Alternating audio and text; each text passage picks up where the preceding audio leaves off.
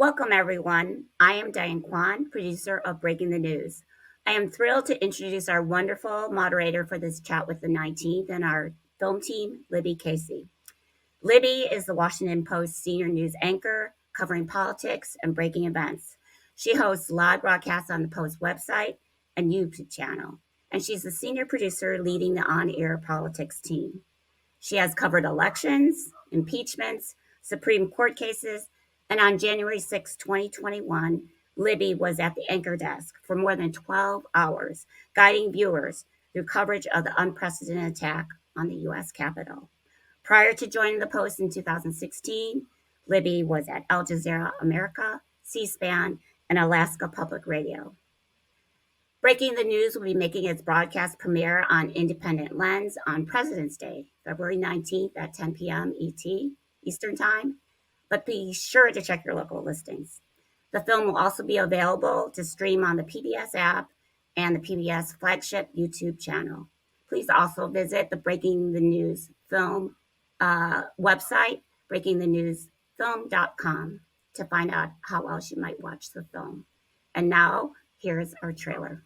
My whole life, I wanted to do the stories that weren't being covered elsewhere. Whose voice are we not including? Who else can we bring into this conversation? Black voters!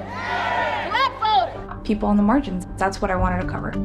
And they were not the stories that were being written. What we're seeing is that the pandemic is absolutely political for women. Women deserve a destination news platform that is just for them. We're launching this week. We've had so much interest in republishing already. Like the universe is responding to this mission and vision, people. This can be the catalyst for reset for other news organizations. It's going to change the game so much. There were people on our team who were hurt. We should cover LGBTQ issues, but no foresight about an actual trans person on staff. We're doing too much. It's like, how are we going to have an impact? We're such a tiny team. If we fall into the same patterns as other news organizations, are we really that different? Erin Haynes, editor-at-large for the 19th. Black Lives Matter is a story that Black journalists are also living through. It is exhausting.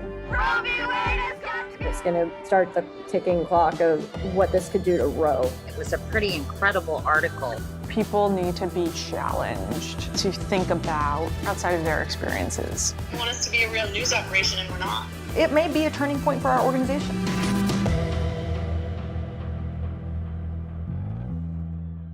I'm so excited to have a conversation with these filmmakers and journalists.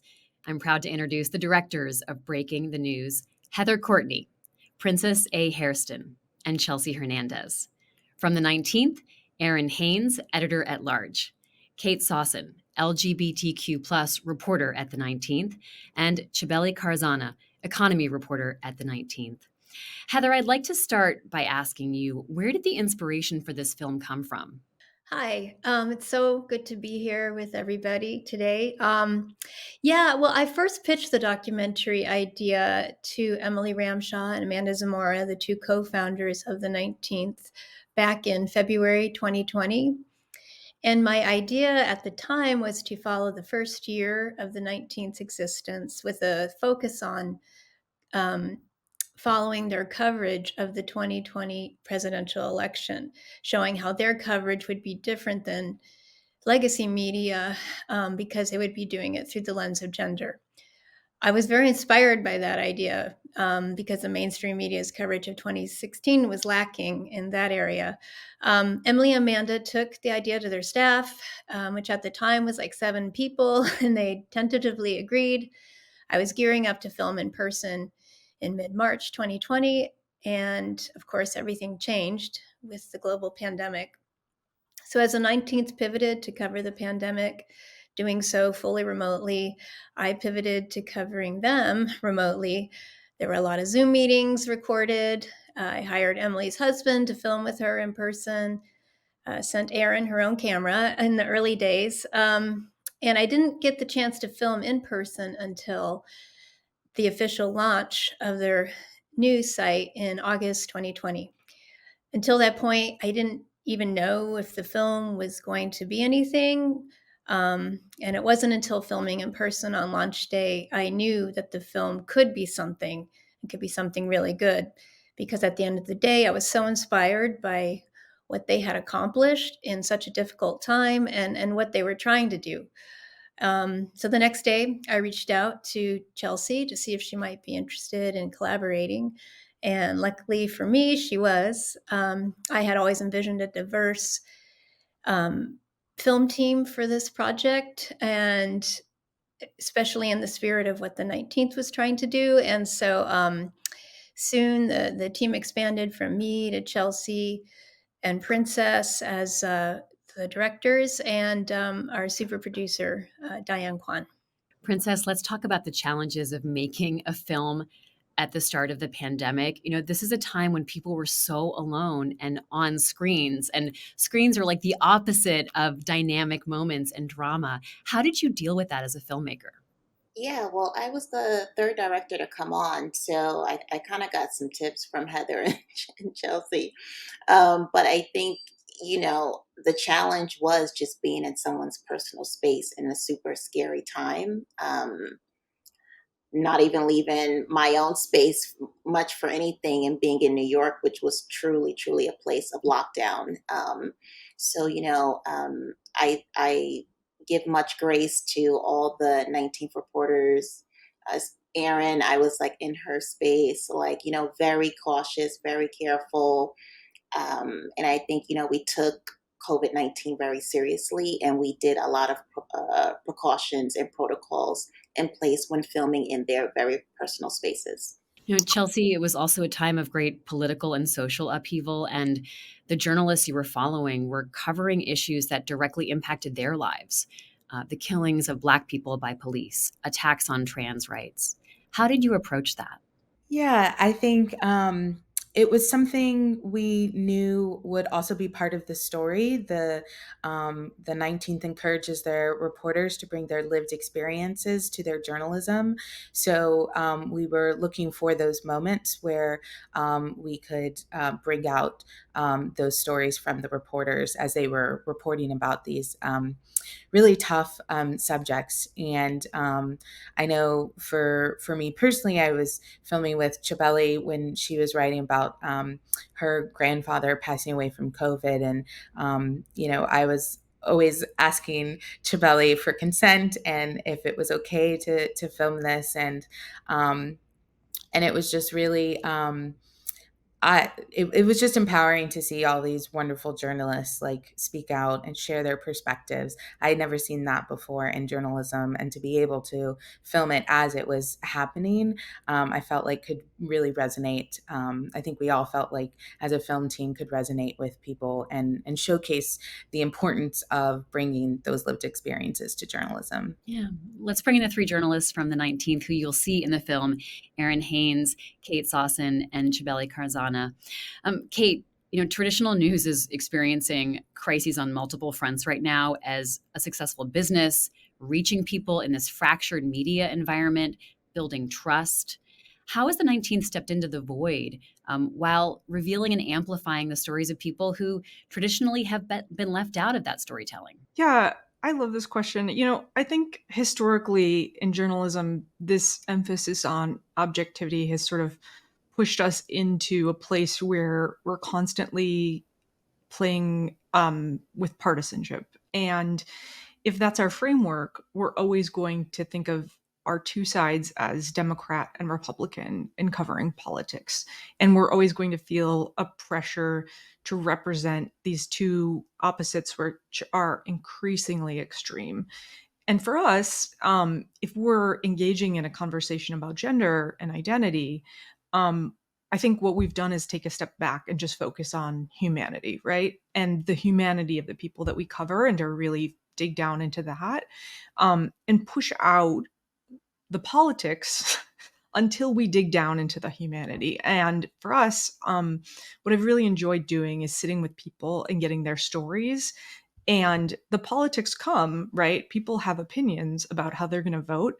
But once we dig into how they think and feel and the choices that they have to make, and then we get to the politics, we're not dividing people up based on their politics firsthand. And to me, that's a much more interesting, nuanced way of reporting. And we all have politics in our lives, but we're not so stuck with this old framework, right? And I've really enjoyed doing that.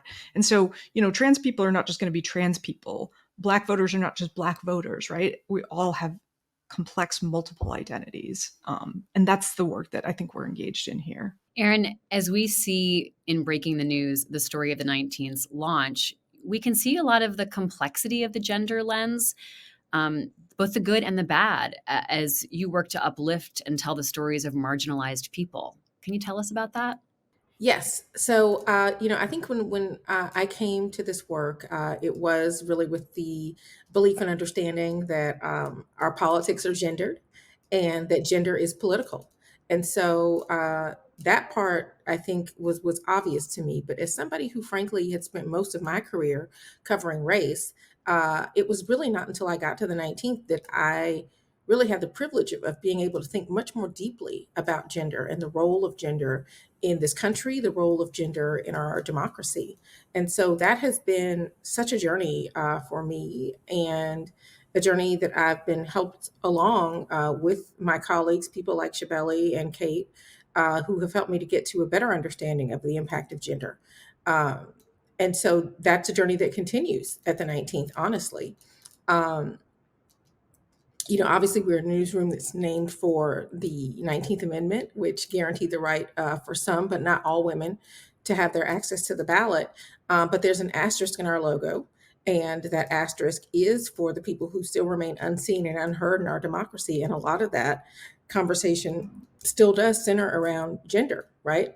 I think one of the most important inflection points for us as a newsroom, as you will see in the film, is that we expanded that conversation, that initial conversation, which was mainly centered on women, to talking about LGBTQ folks in this country, thinking about the intersection of race and gender in this country a lot more deeply. We continue to think about how men factor into this conversation. And so as we are entering now our 5th year of existence. This documentary captures the first 3 years of our existence. I know that this is a journey that we continue to be on, that continues to be shaped by our journalists, but also so many of the people that we are talking to out here in this democracy that are helping us to think more deeply about what that means. There are so many challenging moments in the film that reflect how newsrooms try to grapple with the complexities of reporting on issues that are both personal and political. Let's see one of those moments from the film.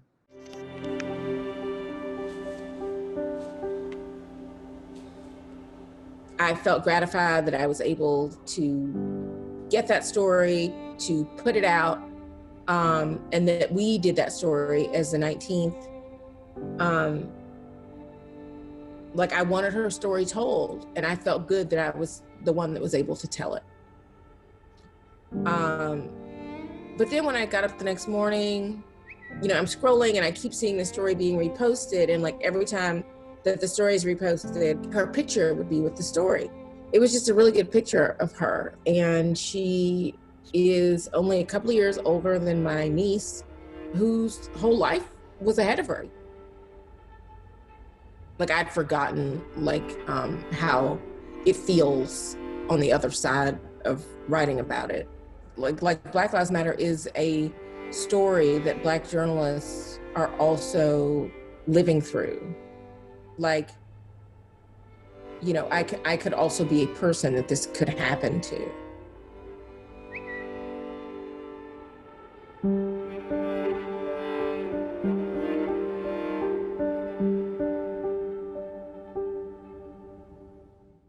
Erin, what personal experiences have helped you report on moments of national trauma and race reckoning?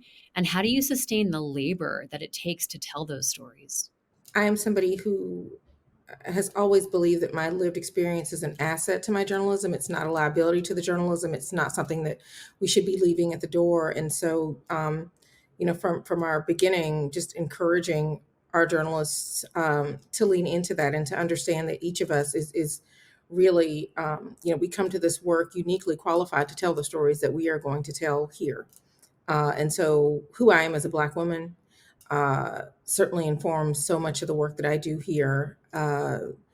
As somebody who has literally been registered to vote since 3 days after my 18th birthday, voting means a lot to me. Voters mean a lot to me. That process means a lot to me, and how I think about who is included, who gets to participate in this democracy. That comes from my very deep belief in just the vote as something that is very sacred and foundational to who we are as a country. In terms of, kind of how I process and deal with this work, what I know is that I stand on the shoulders of a lot of people who have done this work before me, so many women, so many people of color, so many marginalized folks in this country who were just trying to tell the truth about who and where we are as a democracy. And to be honest, a lot of those people had it so much worse than I did. I mean, they were doing this job under some very dangerous conditions, at some points at risk to their own lives. And so when I think about what they did, knowing as I know that even the things that I'm writing about, trying to literally right wrongs and afflict the comfortable and create journalism that hopefully can spark change to make us more free, fair, and equal in this country, knowing that my work, I can do that work and not necessarily be someone that lives to see that moment of change come to pass. But knowing how important it is for us to bear witness and leave that record. As people before me, I have all these examples of people before me that did that work. That is the thing that encourages me when this work feels hard, when this work feels like we're not necessarily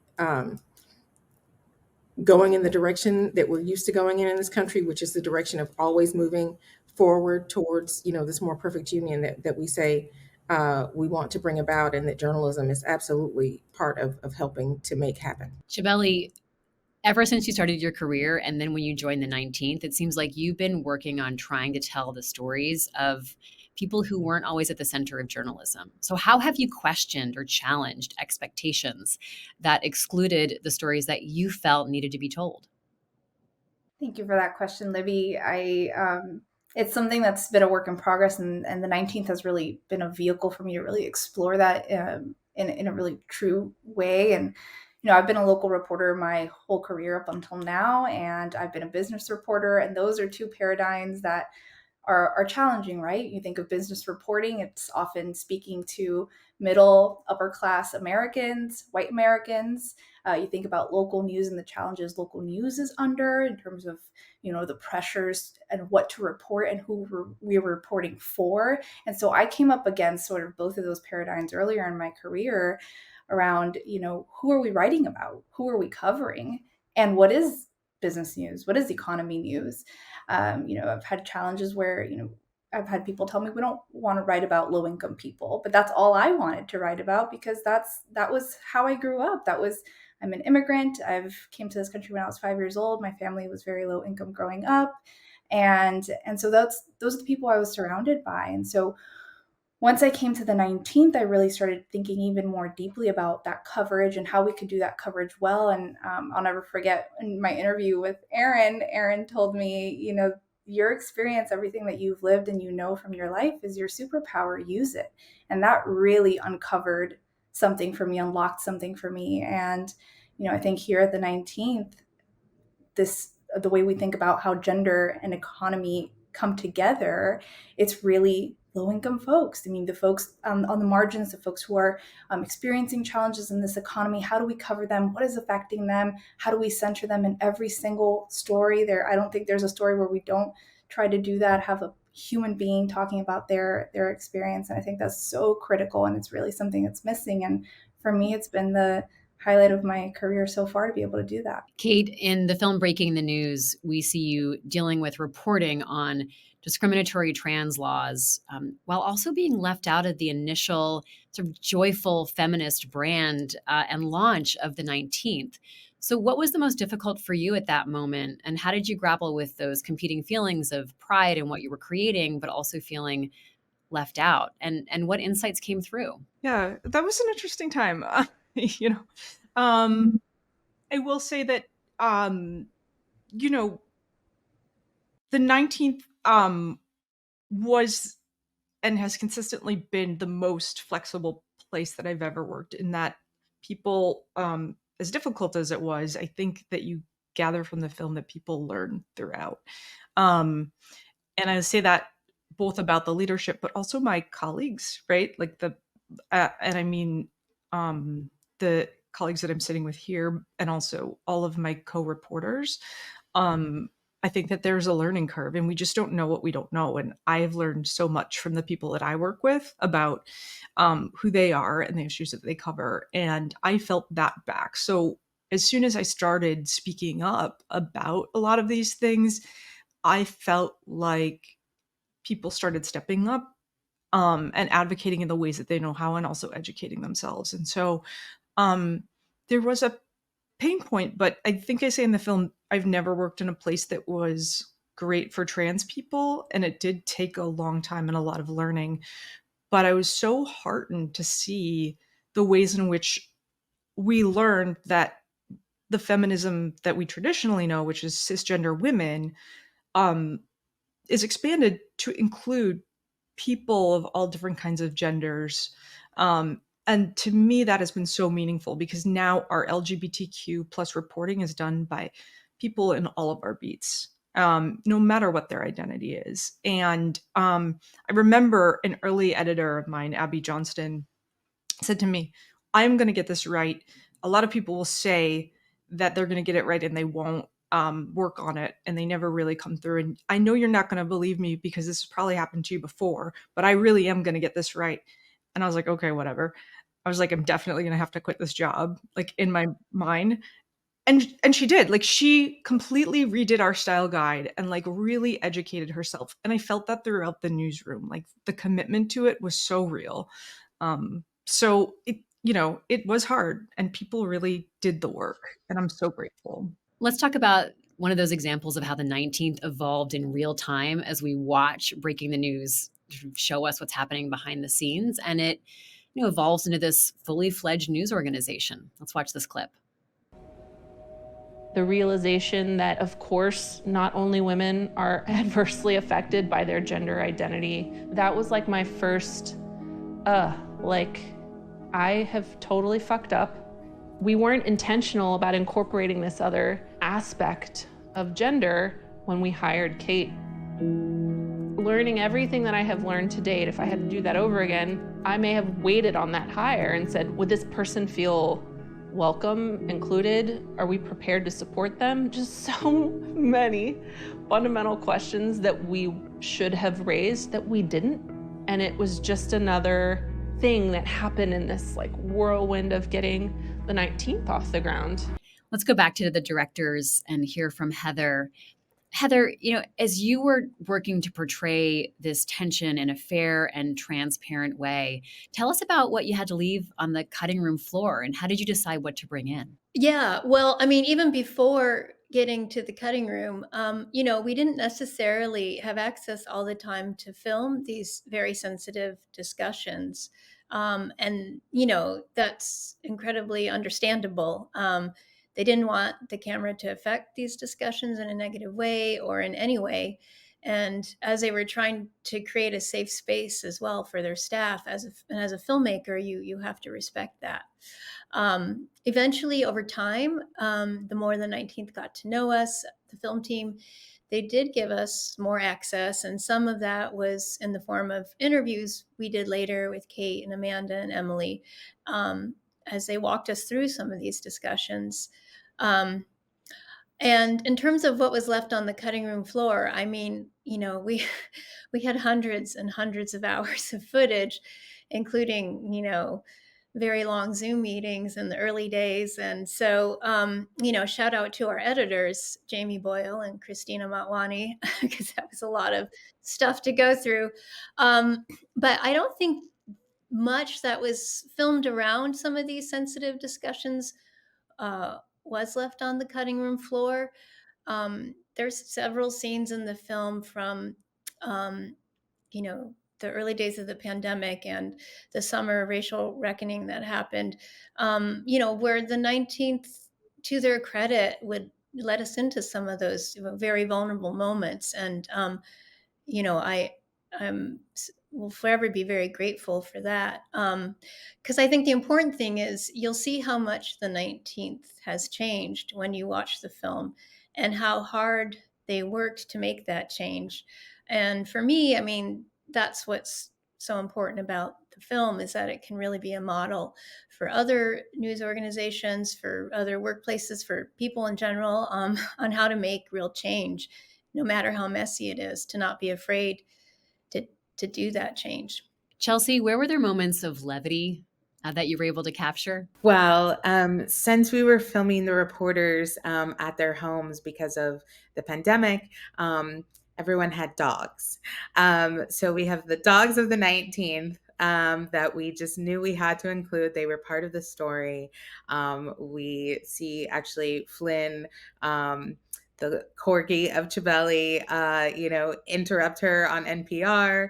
That was a whole scene. So we were making sure to also show, the reporters weren't in their newsroom. So what did that space look like? And the dogs were definitely part of their space, and I think main characters as well. So we made sure to include all of those in the film throughout. Chibeli, I'm waiting for your dog to bark at any moment now. But since he's not, I have a question for Erin next. Erin, we know that representation matters across the media industry, but how can journalism help teach other leaders that you don't want representation just for its own sake, that there's another deeper purpose for it? Yeah, absolutely. So again, and this is not us virtue signaling at all. It really is a best practice. We believe that when you tell folks and encourage folks to bring their lived experience to work, that does help them to be more productive. It helps organizations really benefit from them being able to bring that lived experience to work, because you never know how that lived experience is going to impact not only the work, but also the culture of the organization, to make that better, to make that more inclusive. And so that is really something that I think we really try to get at and show in the film. It is not just how that lived experience shows up in the work that we are doing, but how it shows up in the culture that we are trying to build. So many of us came to the 19th wanting to create a culture that we had spent many, many years trying to fix in our industry prior to then. And so wanting to create the newsroom that a lot of us wish that we had had, and frankly, that a lot of our younger colleagues expect right now, especially on the other side of the pandemic. People are not going back to what the status quo was before the pandemic. They are wanting to be recognized and valued for their whole selves, and not just for their output, but also for their input. And that's something that I think is a lesson, not just for journalism, but really across our institutions, because really, I mean, the reckoning that we recently went through was a reckoning about our institutions, and journalism and in workplaces were not immune from that reckoning. Chibeli, the people that you interview, do they feel like they're part of the conversation of America and democracy? And how do they feel about being represented in the news? A lot of the time they don't. And we have to sort of do some of the education around, this is the work that we're doing, and this is who we are, and this is the role that you're going to play in sort of telling the story, and your story is central to that. And a lot of the people that we speak to aren't used to being centered and included in these stories. But I think that's really the important role that the 19th is playing. If we think about our democracy and we think about journalism, the word that comes to my mind is accountability, right? And how successful are we as journalists in performing that accountability work if we are leaving out entire swaths of the country, groups of people, marginalized people who have not been part of the story. And so we are doing I think the really important work of pointing out, this is where politics and policy is leaving you out, is leaving you behind. Here's the information. Let it inform you. Let it empower you. And that's really where I think our strength is, and what we'd love to see more institutions, more journalistic institutions do, more newsrooms do, is that work that empowers everyone and holds politics and policy accountable for all of the impact it's having on all of these groups. Princess, as a director, what impact did you envision this film could have? In the beginning, I thought it was just going to be, I just looked at it as like this badass group of like women coming together, they're going to, challenge the dudes. But overall, it is really a group of women and LGBTQ plus journalists who are really reshaping the way we receive news and also showing how they are accountable to the missions that they set out to change the newsroom. I think they're really breaking ground on allowing folks who have been marginalized for so long to have a voice. And I think what was normal is not acceptable. And what they're doing is breaking that normal model. It's only benefited one group of people and one gender this whole time. And so what the 19th is doing is showing us that you can set out to be different. You can set out with good intention. I feel like they were very intentional in the beginning. And even when they made mistakes, they pivoted, listened to their staff. They made corrections. I feel like the staff at the 19th challenged the leadership at the 19th to think bigger, to think better, to think more of a community and supporting that community that they were building at the 19th. So it's a great model. This film is a great model. The 19th is a great model for a lot of organizations, just not newsrooms. And I think when you see people follow through with things and step outside the norm, there is benefits to that because we have to evolve as humans. You can't get away with this is how it's always been. That doesn't work. You have to evolve. And I think with the 19th, we see them do that. What impact is it already having, Princess? Yeah, well, I mean, the 19th has done some great things. They have this great fellowship that they started, the Francis Ellen Watkins Harper Fellowship. It provides alumni from historical Black colleges and universities, like a year-long salary fellowship in editorial and in the newsroom at the 19th. And that's pretty groundbreaking because it's been so hard for African Americans to even get in the newsroom, in the news landscape. And I just to have like a salaried position coming out of college to do a fellowship to get in, we know that that's the hardest part is getting your foot in the door and someone give you an opportunity. So the 19th is definitely showcasing new ways that we can improve newsrooms. Does anyone from the 19th staff have a burning question for the filmmakers, something you've been wondering about or thinking about that you'd like to ask now?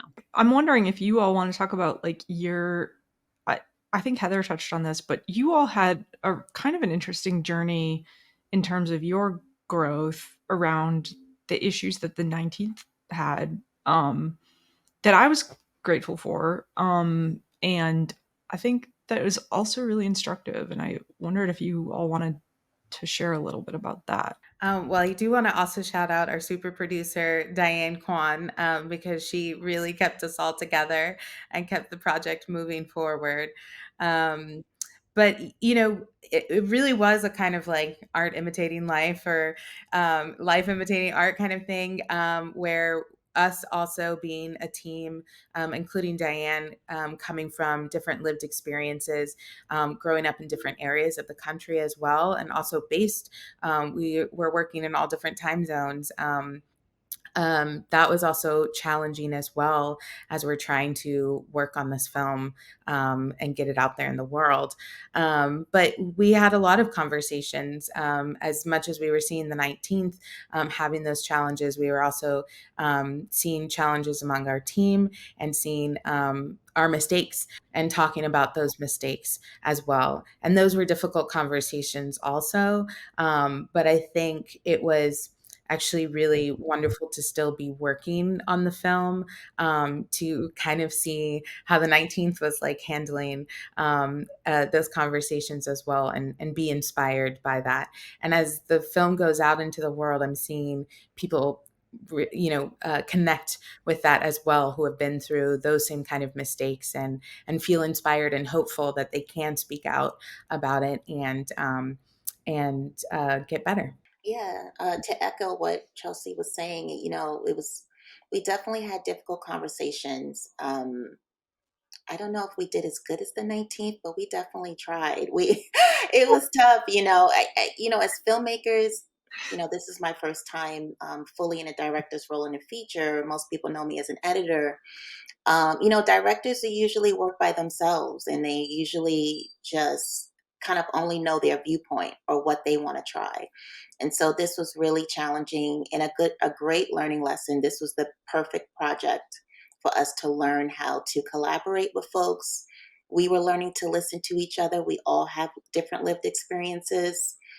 And it really took us to the brink and challenged us a lot. And yeah, I think it made us all better individuals and all better collaborators. Heather, did it make the film better as well? Oh, absolutely. I think this film really had to be made with all the voices that were on the film team. I don't think it would have been as good a film without the team that we had.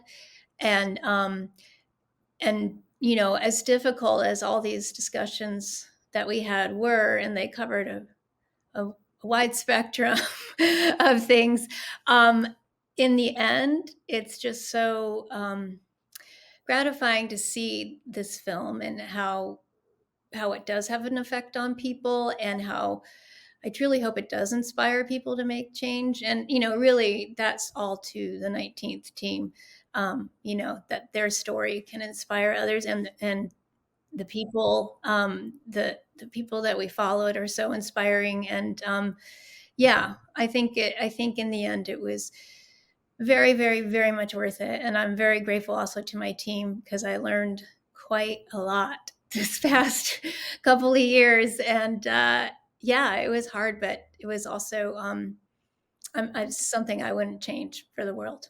Thank you so much to the filmmakers and to the journalists at the 19th. And remember, the film will be premiering on Independent Lens on February 19th. For more information, go to the film's website, breakingthenewsfilm.com.